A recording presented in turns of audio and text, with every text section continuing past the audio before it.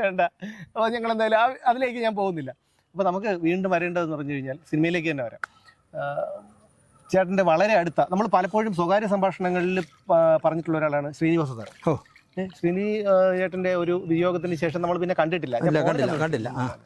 അപ്പോൾ അദ്ദേഹത്തിനെ കുറിച്ചുള്ള എന്തെങ്കിലും ഓർമ്മ പറഞ്ഞതാണ്? എല്ലാം ഞാൻ പറഞ്ഞതാണേ. എന്ന് മാത്രമല്ല, ഞാൻ ഇപ്പോൾ തന്നെ 2 എപ്പിസോഡായിട്ട് ചെയ്തു. ശ്രീനി ചേട്ടന് പകരം വയ്ക്കാനേ, ശ്രീനി ചേട്ടന് ഒരുപാട് കുഴപ്പമുണ്ട്. അത് ശ്രീനി ചേട്ടൻ്റെ മുഖത്ത് നോക്കി പറഞ്ഞിട്ടുള്ള ആളാണ് ഞാൻ. നിങ്ങൾ അവസരവാദിയാണ്, നിങ്ങൾ തരം കൊണ്ടല്ല സംസാരിക്കും, നിങ്ങൾ പിണറായി വിജയനെയും ഭാര്യയും പോയി ഇൻ്റർവ്യൂ ചെയ്യും, എന്നിട്ട് പിണറായിയെ തള്ളക്കി വിളിക്കും. അതൊന്നും ഒരു ശരിയല്ല എന്നൊക്കെ പറഞ്ഞു. അതുപോലെ തന്നെ അദ്ദേഹത്തിൻ്റെ ഞാൻ സ്വയംവര പന്തൽ ചെയ്യുമ്പോൾ സ്ക്രിപ്റ്റ് വാങ്ങിക്കാൻ ചെന്നില്ല എന്ന് പറഞ്ഞിട്ടേ ഒരു ദിവസം സീറ്റിൽ വന്നിട്ട് എൻ്റെ പുറകെ വന്ന് എന്നെ ഇങ്ങനെ മാന്തി. ഞാൻ ഇങ്ങനെ തിരിഞ്ഞു നോക്കി, സ്ക്രിപ്റ്റ് ഭയങ്കര സീരിയസ് ആയിട്ട് തന്നു. അപ്പോൾ പുള്ളി സീരിയസ് ആയാൽ എനിക്ക് ചിരി വരും. ഞാൻ ചിരിച്ചോണ്ട് വാങ്ങിച്ചു, ചിരിക്കണ്ട. എൻ്റെ സിനിമാ ലൈഫിൽ ആദ്യമായിട്ടാണ് ഒരു അസോസിയേറ്റ് ഡയറക്ടർ എൻ്റെ റൂമിൽ വരാത്തത്. അതിൻ്റെ ആ ഒരു അംഗീകാരം നിങ്ങൾക്കാണ്. എൻ്റെ റൂമിൽ എല്ലാ അസോസിയേറ്റുമാരും വന്നിട്ടുണ്ട്. ജയരാജ് അടക്കം ഞാൻ വർക്ക് ചെയ്ത സിനിമകളിലൊക്കെ വന്നിട്ടുണ്ട്. നിങ്ങൾ വരില്ല, എന്താ നിങ്ങൾക്ക് എന്തെങ്കിലും കുറച്ചിലുണ്ടോ എൻ്റെ റൂമിൽ വരാൻ? ഞാനിങ്ങനെ നോക്കി, എനിക്കൊരു കുറച്ചില്ല, എനിക്ക് അഭിമാനമേ ഉള്ളൂ. എന്താ അഭിമാനം? ഞാൻ പറഞ്ഞു, ചേട്ടൻ്റെ അടുത്ത് 1 മണിക്കൂർ ഇരുന്നാൽ ഒരു ആയുസ്സിലുള്ള കഥ കേൾക്കാം. അത് കേട്ടിട്ടുള്ള ആളാണല്ലോ ഞാൻ. ഈ പടത്തിൻ്റെ സെറ്റ് വരാത്തത് ഇതിൻ്റെ സംവിധായകൻ എന്നോട് പറഞ്ഞാൽ റൂമിൽ പോരുത്. സംവിധായകൻ അടുത്തേക്ക് സംവിധായകൻ നിന്ന് ഉരുവേണേ. ഞാൻ പറഞ്ഞു, ഇതാ എൻ്റെ ഗുരുനാഥാന്ന് ഇപ്പം ഉണ്ട്, എൻ്റെ പറഞ്ഞു പോകരുത്, സ്ക്രിപ്റ്റ് എഴുതുന്നതിനിടയിൽ ശല്യപ്പെടുത്തരുത്. അതാത് ദിവസത്തെ സ്ക്രിപ്റ്റ് രാവിലെ ഞാൻ കൊണ്ടുതരും, അല്ലാതെ ശ്രീനിവാസൻ്റെ റൂമിൽ ദിനേശ് പോകരുത്. അതെന്താ അങ്ങനെ പുള്ളി പറഞ്ഞേ? ഞാൻ പറഞ്ഞു, ചിലപ്പോൾ ചേട്ടൻ ഇനി എഴുതുന്ന അടുത്ത 50 സ്ക്രിപ്റ്റും പുള്ളി ഡയറക്റ്റ് ചെയ്യാമെന്ന് വിചാരിക്കണം. അതിനിടയിൽ ഞാൻ വെട്ടിപ്പിടിച്ചാലോ ഒരു സ്ക്രിപ്റ്റ്. ദിനേശ് അനാവശ്യങ്ങൾ പറയുന്നത് ഒളിച്ച് ദിനേശ് പറയില്ലല്ലോ. ഹരിമറ പറയണം, ദിനേശ് അനാവശ്യങ്ങൾ പറയരുത് കേട്ടോ, നിങ്ങൾക്ക് ശ്രീനിവാസൻ ഒരു സ്ക്രിപ്റ്റ് തരുന്നില്ല, എനിക്ക് എതിർപ്പുണ്ട്. ഞാൻ ഉറപ്പല്ലേ, എല്ലാ സ്ക്രിപ്റ്റും നമുക്ക് ചെയ്യാന്ന് പറഞ്ഞുകൊണ്ടാണല്ലോ സാർ ഈ അസോസിയേറ്റ് ഡയറക്ടറെ എന്നെ നാളെ എന്ത് സീനെന്ന് പോലും ചോദിക്കാൻ വിടാത്തത്. അല്ലെങ്കിൽ സാറ് കാര്യം പറ. അത്രയും അടുപ്പം ഞങ്ങൾ തമ്മിലുണ്ട് ശ്രീനിവാസനുമായിട്ട്. സത്യം പറഞ്ഞാൽ ഞാൻ കണ്ടിട്ടുള്ള മലയാള സിനിമയിൽ കണ്ടിട്ടുള്ള ജെന്റിൽമാൻമാരിൽ ചുരുക്കം പേരേ ഉള്ളൂ കേട്ടോ, 10 പേരിൽ എണ്ണാൻ പോലും ഇല്ല. അതിൽ 1ാം സ്ഥാനക്കാരനായിരുന്നു ഷിനിച്ചേട്ടൻ. ഈ സ്വയംവര പന്തലിൻ്റെ സ്ക്രിപ്റ്റ് എഴുതാനേ ഒരു നല്ല ഫ്ലാറ്റ് എടുത്ത് കൊടുക്കാൻ പറഞ്ഞു തിരുവനന്തപുരത്ത്. ഞങ്ങൾ വിമൻസ് കോളേജിൻ്റെ എതിർവശത്തുള്ള മുത്തൂറ്റിൻ്റെ ഫ്ലാറ്റ് എടുത്ത് കൊടുത്തു. ഫുൾ ഫർണിഷ് ചെയ്തിരിക്കുന്ന ഫ്ലാറ്റ്. പാചകം ചെയ്യാൻ ഒരാളെയും വെച്ച് കൊടുത്തു. എന്നിട്ട് ഞാനും ഹരിമാർ സാറും കൂടെ അദ്ദേഹത്തിൻ്റെ കാറിൽ കോഴി മറ്റത് മറിച്ചത് മലക്കറി അരി എല്ലാം വാങ്ങിച്ച് അവിടെ കൊണ്ട് തള്ളി. ഷീനി ചേട്ടൻ രാവിലെ എത്തി. അപ്പോൾ ഞാൻ ഹരിമാറും കൂടെ ചെന്നു. എപ്പോൾ എത്തി? എന്നിട്ട് ഞാനൊരു 9 ആയപ്പോൾ എത്തി. കാര്യങ്ങളൊക്കെ പറഞ്ഞു, കുറേ നേരം കുശലങ്ങളൊക്കെ പറഞ്ഞു. എന്നിട്ട് എങ്ങനെ വന്നേ? ഞാൻ കാറി വന്നു. കാറവിടെ? കാറും ഡ്രൈവറും ഞാൻ വേറൊരു സ്ഥലം എടുത്ത് കൊടുത്തു. മലയാള സിനിമയിൽ ഞാൻ വീട്ടിൽ നിന്ന് ഇറങ്ങിയാൽ തിരിച്ച് വീട്ടിൽ വരുന്നവരുള്ള ഫുൾ ചിലവ് നിർമ്മാതാവിനെ കൊണ്ട് ചെയ്യിക്കുന്നവനാണ്. ഒരു സിനിമയ്ക്ക് കഥ കേൾക്കാനായിട്ട് ചെന്നിട്ട് ഒരു സംവിധായകൻ, തിരുവനന്തപുരത്തുള്ള ഒരു സംവിധായകൻ ഒരു പടം ചെയ്യാൻ തീരുമാനിച്ചു. ഒരു നിർമ്മാതാവിനെ കിട്ടി. അയാളോട് നമുക്കൊന്നിരിക്കാം കഥ പറയാമെന്ന് പറഞ്ഞു. ഒരു ഹോട്ടൽ പറഞ്ഞ് ചിലപ്പോൾ സംവിധായകനെ അയാൾക്കെങ്കിലും മനസ്സിലാവും, അതുകൊണ്ട് പറയുന്നില്ല. ഹോട്ടലിൽ വെച്ച് കാണാമെന്ന് പറഞ്ഞ് ചെന്നു. ചായ കുടിച്ചു. അവിടെ ഇരുന്ന് കൗണ്ടറിലിരുന്ന് റെസ്റ്റോറൻറ്റിൽ ഇരുന്ന് കാര്യങ്ങളൊക്കെ പറഞ്ഞു ഉച്ചയായില്ലേ, നമുക്ക് ഓരോ ബിരിയാണി കഴിച്ചിട്ട് പിരിഞ്ഞാലോ? ബിരിയാണി കഴിക്കാം. 2 പേരും ഇരുന്ന് ബിരിയാണി കഴിച്ചു. ചിക്കൻ ബിരിയാണി കഴിച്ച് കൈയൊക്കെ കഴുകി പൈസ കൊടുക്കാനായിട്ട് പ്രൊഡ്യൂസർ ചെന്നപ്പോഴേ 2 ബിരിയാണി കഴിച്ചിട്ടുള്ളൂ, പക്ഷേ ബില്ല് 5 എണ്ണത്തിനാണ്.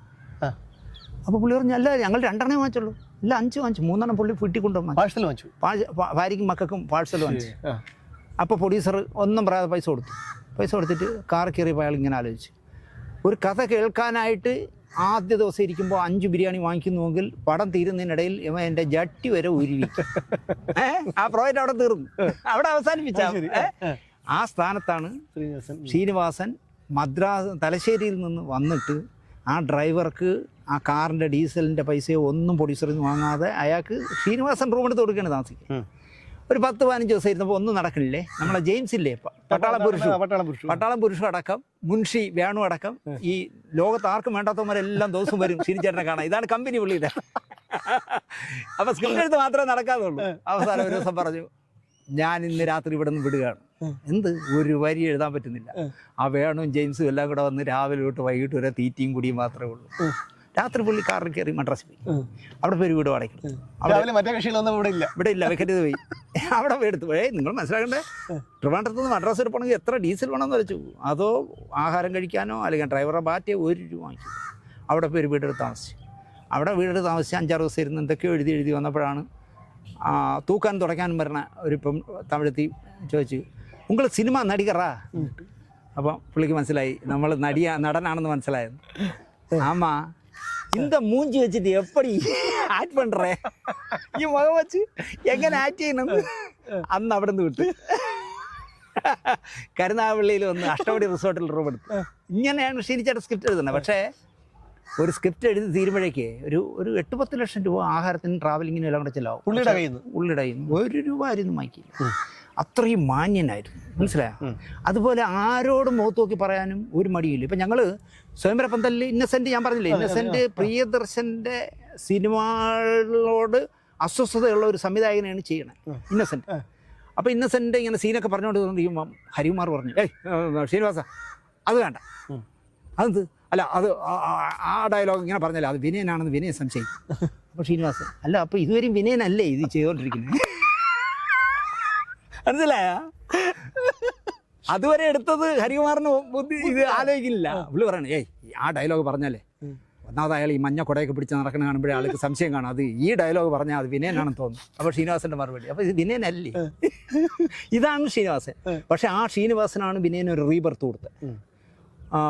അതാ ഒരു പിയൂണിൻ്റെ കഥ ഏതല്ല, ഒരു പടം വിനയൻ ആദ്യം കമ്പി പടമൊക്കെ ചെയ്തുകൊണ്ടിരുന്ന് മതിയാക്കി ഒരു 6-7 വർഷം പടം ചെയ്യാതിരുന്നിട്ട് അയാൾ പിന്നെ സിനിമ തുടങ്ങിയ ഒരു പടമുണ്ട്. വിജയരാഘവൻ ഒരു ഓഫീസിലെ തലവനും മുകേഷ് അവിടുത്തെ സ്റ്റാഫും ശ്രീനിവാസ ഇയാക്കിട്ട് പണിയുന്ന ഒരു ക്യാരക്ടറാണ്. അത് പേര് ഞാൻ പറഞ്ഞു. ആ പടമാണ് ശ്രീനിവാസന് റീബർത്ത് കൊടുത്തത്. അത് മുകേഷാണ് ശുപാർശ ചെയ്തത്. അതിലും വേണമെങ്കിൽ ഒരു രസം പറഞ്ഞുതരാം. ശ്രീനിവാസൻ കാണുന്നിടത്തേക്ക് വെച്ച് പറയും, ആ വിനയ് എൽസിറ്റി ബോർഡിലെ ജോലി മതിയാക്കി, എടുത്ത പടം കമ്പി പടങ്ങളെല്ലാം പൊളിഞ്ഞു. അപ്പം അയാൾ ജീവിക്കാൻ നിർത്തിയില്ലാതെ തിരുവനന്തപുരത്ത് നിന്ന് മുങ്ങി എറണാകുളത്ത് നിന്ന് താമസിക്കുകയാണ്. നിങ്ങളൊരു സ്ക്രിപ്റ്റ് എഴുതി കൊടുക്കുക. എടുത്ത വയല ശ്രീനിവാസ് ഇങ്ങനെ എഴുതിട്ട്, അല്ല ഈ പറഞ്ഞതാരാണ്? മുകേഷ്. ശ്രീനിവാസ് ഇങ്ങനെ ആലോചിച്ചിട്ട് ചോദിച്ചു, കക്ഷി ഈഴവനാണോ? അല്ല, നായർ, അമ്പലപ്പുഴയിൽ ഒറിജിനൽ നായർ. എന്ത്? അല്ല, നീ ശുപാർശ ചെയ്യുമ്പം ഈഴവനാണെന്ന് ഞാൻ കരുതി, കാരണം പുള്ളി ഈഴവനാണ്. അപ്പം നമ്മൾ ഈഴവ മുന്നണി ഉണ്ടാക്കാനാണ് പറഞ്ഞതെന്ന് വിചാരിച്ചു. ഇങ്ങനെ പറയുന്ന ആളാണ് ശ്രീനിവാസൻ, മനസ്സിലായോ? സ്വയം വിമർശിക്കുന്ന എന്തൊരു മാന്യനായിരുന്നു. പക്ഷേ ഞാൻ ഷീനിച്ചേട്ടനോട് പറഞ്ഞതും ഞാൻ എൻ്റെ പ്രോഗ്രാമിൽ തന്നെ പറഞ്ഞു, സ്വയം മരിച്ചതാണ് കേട്ടോ.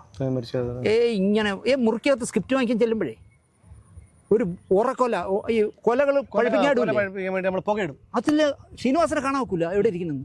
ഈ AC റൂമിനകത്ത് ഇങ്ങനെ പുക കത്തി, അതേ ഒരു സിഗരറ്റിൽ നിന്ന് അടുത്ത സിഗരറ്റിലേക്ക് കത്തിക്കല്ലേ. ഞാൻ പറഞ്ഞു, ചേട്ടാ ഞാൻ ജീവിതത്തിൽ പുക വലിക്കാത്ത ആളാണ്, പക്ഷെ ഒരു ജനറേഷൻ വലിക്കേണ്ട പുകയാണ് ഞാൻ ഈ വലിച്ചു കയറ്റണത്. പുള്ളി അപ്പോഴും ചിരിക്കുകയുള്ളൂ. ഇത് നമ്മളെ 35-40 വയസ്സ് കഴിയുമ്പോൾ നമ്മളെ ബോഡിയെ ബാധിക്കും എന്നുള്ള യാതൊരു ബോധമില്ല പുള്ളിക്കില്ലായിരുന്നു. അതിന് പറ്റിയതാണ്. അല്ലെങ്കിൽ ഇങ്ങനെ ഇപ്പോൾ പോയിട്ടല്ല. പിന്നെ എത്ര നല്ല ജീവിക്കേണ്ടതെന്നല്ല, മലയാള സിനിമയ്ക്ക് എന്തുമാത്രം ജീനിയസ് നമ്മുടെ മലയാള സിനിമയിൽ ഇല്ല എന്ന് ഞാൻ അങ്ങനെ പറയുള്ളൂ. കാരണം സ്വയം വിമർശനം നടത്തുന്ന ഒരു ജീനിയസ്. സ്വയം വിമർശനം മാത്രമല്ല, എന്റെ പരിമിതികളെ വെച്ചുകൊണ്ട് ആളെ ചിരിപ്പിക്കാമെന്ന് തെളിയിച്ച ആളാണ്. ഒരു കോംപ്ലക്സ്. അത് മാത്രമല്ല, ഈ സന്ദേശം എന്ന സിനിമ 35 വർഷത്തോളമായി, അതിന് ഇന്നും പ്രസക്തി ഉണ്ടല്ല. സന്ദേശം എന്നല്ല ഞാൻ പറഞ്ഞേ, ശ്രീനിച്ചേട്ടൻ്റെ ഒരു പടം എടുക്കും. ഇപ്പം അവസാനം ചെയ്ത ഞാൻ പ്രകാശൻ, ആ ഞാൻ പ്രകാശനിലെ നായകനായ ഭഗത് ഫാസിൽ ഒരു കല്യാണ മണ്ഡപത്തിലും ഉണ്ണാൻ പോയി കാണില്ല ഹിന്ദുക്കളുടെ. ആ കല്യാണ മണ്ഡപത്തിൽ അഥവാ ക്ഷണിച്ച് പോയാൽ പോലും ഇവൻ ഈ ആൾക്കൂട്ടത്തിൻ്റെ കൂടെ ഓടി സീറ്റ് പിടിക്കില്ല. ആ പടത്തിൽ എന്നെ ആ പടത്തിൽ ഏറ്റവും ഇഷ്ടപ്പെട്ട സീൻ അതാണ്. ഇവൻ കല്യാണ മണ്ഡപത്തിൽ ആ ചെയ്യണ വേല ഉണ്ണാതിരിക്കില്ലേ. ഇത് ഒരു ശ്രീനിവാസന് മാത്രമേ കഴിയൂ. വടക്ക് നോക്കേന്ദ്രം ഏതെടുത്തോളൂ, വടക്ക് നോക്കേന്ദ്രം ആയാലും ശരി, മറ്റേ ശ്യാമളയായാലും ശരി, കോഴിയെ പിടിക്കുന്നു, മുട്ട ഇടിക്കുന്നു എന്നൊക്കെ പറഞ്ഞിട്ട് ഒരു വല്ലാത്തൊരു ജീനിയസ് ആയിരുന്നു. എന്നായിരുന്നു അവസാനമായിട്ട് കണ്ടത് ശ്രീനിയേട്ടനെ? ശ്രീനിച്ചേട്ടനെ കണ്ടത് എനിക്ക് തോന്നുന്നു സുരേഷ് ഉണ്ണിത്താൻ്റെ 2ാമത്തെ മകൻ്റെ 3ാമത്തെ മകൻ്റെ കല്യാണത്തിനാണ് കണ്ടത്. അന്നാണ് ഞങ്ങൾ ഒന്നിച്ചൊന്ന് ഫോട്ടോ എടുത്തത്. അതിനുശേഷം അല്ല ആ ഫോട്ടോയിൽ നോക്കിയാൽ ഒരിക്കലും ഉള്ളിൽ ഇന്റേണലായി ഒന്നാമത് 74 വയസ്സെന്നൊക്കെ പറയുമ്പോൾ അകത്ത് 74 വർഷമായി ആ സാധനം. നമ്മൾ കാറ് 10-50 കിലോമീറ്റർ ഓടിക്കഴിഞ്ഞാൽ വർഷാപ്പിൽ കയറ്റല്ലേ. ഇത് 74 വർഷമായ സാധനങ്ങളാണ് അകത്തിരിക്കുന്നത്. അതിൽ കൂടെയാണ് ഈ പുകയും വലിയും കുടിയും. അസാധ്യമായ കഴിക്കും. അതാണ് പ്രശ്നം. അത് ആ കാലത്തിലാണ്. അങ്ങനെ കൂട്ടുകാരനാര് സത്യനന്ദിക്കാട് മദ്യപിക്കാത്ത പുകവലിക്കാത്ത ഇതൊന്നും ചെയ്യില്ല. അങ്ങേരെ കൂടെയാണ് കിടക്കണത്. പക്ഷേ ഒന്നുമില്ല. അങ്ങനെ പടം പോലെ തന്നെ കരുതി.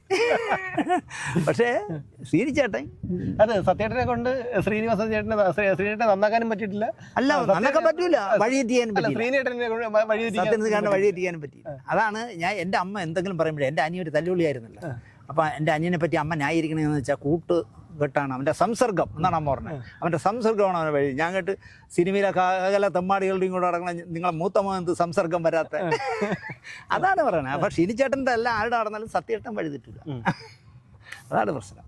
അതുകൊണ്ട് തന്നെ മലയാള സിനിമയ്ക്ക് വന്ന വലിയ നഷ്ടമാണ്. പക്ഷേ ആ മനുഷ്യൻ കിടക്കാതിരുന്ന നന്നായി.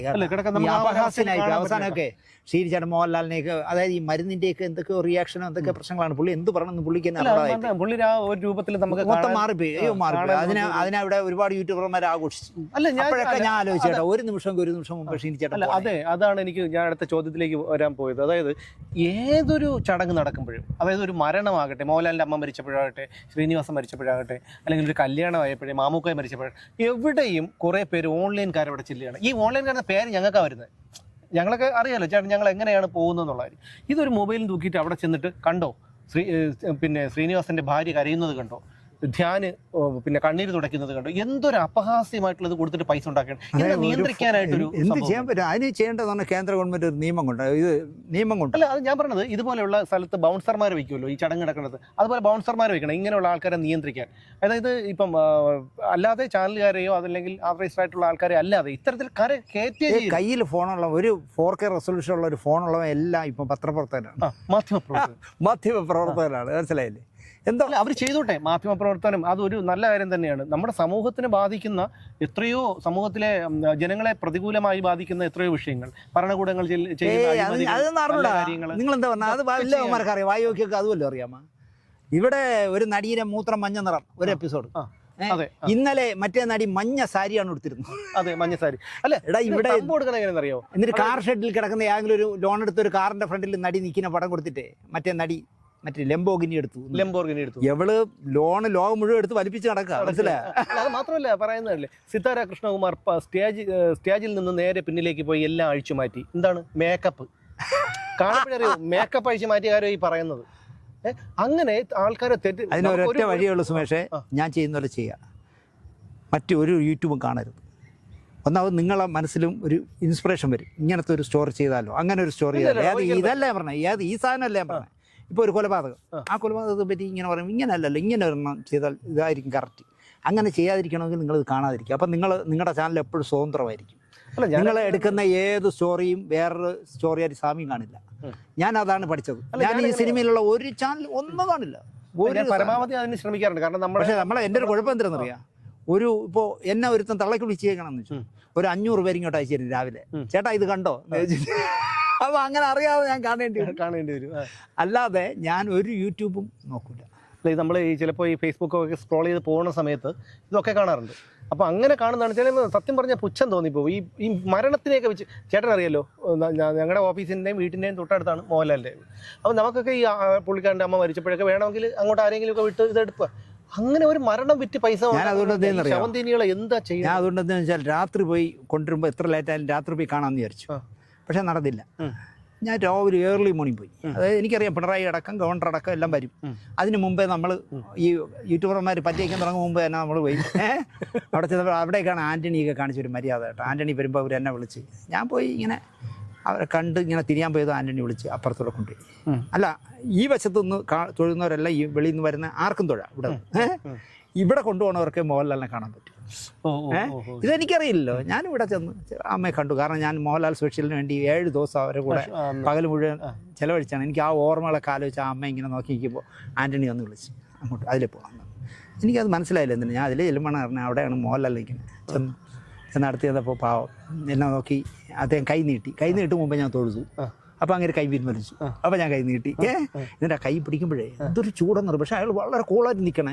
ഇവിടെ കൈ തിളയ്ക്കുന്നു. അത്രയും ഉള്ളിൽ ഒതുക്കുന്നുണ്ടായിരിക്കാം. കാരണം അമ്മയുടെ മകനായിരുന്നു. മറ്റേ പ്യാരിയെ പോലെ അല്ല, അമ്മയുടെ മകനായിരുന്നു. കാരണം എനിക്ക് തോന്നുന്നു മോഹൻലാലിൻ്റെ കുസൃതി മുഴുവൻ അമ്മയിരുന്ന് കിട്ടിയായിരിക്കും. കാരണം ഞങ്ങൾ ആ സ്പെഷ്യൽ എടുക്കാൻ പോകുമ്പോഴേ ഫിലിം നൈറ്റ് എന്ന് പറഞ്ഞ് കോഴിക്കോട്ട് നിന്ന് ഇറങ്ങിയ ഒരു പത്രത്തിൻ്റെ തിരുവനന്തപുരം ലേഖകനായിരുന്നു ഞാൻ. 15 ദിവസം ഇരിക്കുക, ദൈവാരിക്കാണ്, ഫോർട്ട്നൈറ്റിലെയാണ്. അതിൻ്റെ മോഹൻലാൽ സ്പെഷ്യൽ ഇറക്കി. എൻ്റെ ഇപ്പോഴും ഇരിപ്പുണ്ട്. അപ്പോൾ ഞങ്ങൾ ഓരോ മുറിയും എല്ലാം മോഹൻലാൽ വിളിച്ച് പറഞ്ഞിരുന്നു, വരും, ആൽബമൊക്കെ കൊടുക്കണം അവർക്ക്. മോഹൻലാൽ തുടക്കാലോ. തുടക്കമല്ല, സ്റ്റാറായി, താളോട്ടമൊക്കെ കഴിഞ്ഞു. അപ്പോൾ ചെന്ന് ഇതെല്ലാം എടുത്തിട്ടേ ഞങ്ങൾ താഴെ ഇറങ്ങി വന്നപ്പോൾ അവിടെ ഒരു കരിവീട്ടിയിൽ ഇത്രയുള്ള ഒരു ആന ഉണ്ടാക്കി വെച്ചിട്ടുണ്ടേ. അപ്പോൾ ശിവകുമാർ, ഫോട്ടോഗ്രാഫർ ശിവകുമാർ, ഇപ്പോഴത്തെ സീരിയലിൻ്റെയൊക്കെ ക്യാമറാമാൻ, അയാൾ പറഞ്ഞു അമ്മ ഇതിൻ്റെ അടുത്ത് നിൽക്കുക, ഒരു ഫോട്ടോ എടുത്തോട്ടെ. അയാൾ നിർത്തി ഫോട്ടോ എടുത്തു. അപ്പോൾ ആവശ്യത്തിൽ പൊക്കം കുറവും ആവശ്യത്തിൽ വണ്ണം ഉണ്ടല്ലോ. അമ്മ പറഞ്ഞു എന്നെ നോക്കിയിട്ട് എന്താ പറയാം, മോനെ ഇതിൻ്റെ ടൈറ്റിൽ കൊടുക്കുമ്പോഴേ 2 കുട്ടിയാനകൾ. അപ്പോൾ എൻ്റെ മനസ്സിൽ ആലോചിക്കായിരുന്നു മോഹൻലാലിൻ്റെ കുട്ടിത്വം അല്ലെങ്കിൽ മോഹൻലാലിൻ്റെ ഈ നർമ്മഭാഷണം എന്ന് പറഞ്ഞാൽ അമ്മേരിൽ നിന്ന് കിട്ടിയത്. അച്ഛൻ സീരിയസാണ്, അച്ഛൻ വളരെ അളന്ന് തൂക്കിയ സംസാരിക്കും. എന്താ പേര്, എവിടെ വീട്, ഇങ്ങനെ ചോദിക്കും. പക്ഷേ പുള്ളി ഒരു ഉദ്യോഗസ്ഥനായിരുന്നു, അതുകൊണ്ടാണ് ലോ സെക്രട്ടറി ഒക്കെ ആയിരുന്നു. പക്ഷെ അമ്മയുടെ മകൻ അയ്യോ എനിക്ക് മോഹൻലാലിന് കൈ കൊടുത്തപ്പോൾ എനിക്ക് അങ്ങനെ ആലോചിച്ച് കേട്ടോ, ഭയങ്കര ചൂട്. അപ്പോൾ ഈ പുറമേക്ക് ചിരിച്ച് നിൽക്കുമ്പോൾ നിൽക്കണമെങ്കിലും വളരെ ശാന്തനായി നിൽക്കില്ലേ. അത് എനിക്ക് തോന്നുന്നു ഈ ഓഷയോടൊക്കെ ഉള്ളൊരു ബന്ധം കൊണ്ടായിരിക്കാം. ശാശ്വതമായ ജീവിതം ഇല്ലയെന്ന് അതിൽ നിന്ന് പഠിച്ചിരിക്കാം. ആ ശാന്തതയോടെ നിൽക്കണമെങ്കിലും കൈയൊക്കെ ഇങ്ങനെ തിളയ്ക്കും, ചൂടായിട്ട്. പാവം. അപ്പോൾ അവരൊരുപാട് കഷ്ടപ്പെട്ടു, പൊന്നുപോലെ നോക്കി കേട്ടോ മകൻ. പിന്നെ അവസാന കാലത്ത് ഇവിടെ തിരുവനന്തപുരത്ത് കാർഷിക കോളേജിൻ്റെ അടുത്തൊരു വീടുണ്ട്, അവിടെ കൊണ്ടുവന്ന് ആയുർവേദ ട്രീറ്റ്മെൻ്റ് ഒക്കെ നടത്തി നോക്കി, ഒന്നും നടന്നില്ല. ലക്ഷങ്ങൾ പ്രായമായി, പിന്നെ സ്ട്രോക്ക് അല്ലേ, നമുക്ക് എന്തൊക്കെ ചെയ്തിട്ടും കാര്യമില്ല, ജീവനോട് പൊന്നുപോലെ അവസാനം വരെ പൊന്നുപോലെ. അത് ഏറ്റവും വലിയ ഭാഗ്യമുള്ളൊരു അമ്മ അല്ലേ? പിന്നെ ഉറപ്പായിട്ടും അമ്മ എന്നുള്ളൊരു കൺസെപ്റ്റില്ല. അത് ഇപ്പോൾ കവിയൂർ പൊന്നമ്മേടായാലും പുള്ളി കാണിക്കുന്നത് എങ്ങനെ. അതുകൊണ്ടല്ല കവിയൂർ പൊന്നമ്മ പറഞ്ഞ അടുത്ത വർഷം അടുത്ത ജന്മത്തിൽ ഈ ബിന്ദു വേണ്ട, ഇവൻ്റെ അമ്മയാവണമെന്ന് പറഞ്ഞത്. ആ ഒരു മാതൃത്വത്തിൻ്റെ ഒരു അമ്മയും മോനുമായിട്ടുള്ള ബന്ധം സമ്മതിക്കണം കേട്ടോ അയാളെ.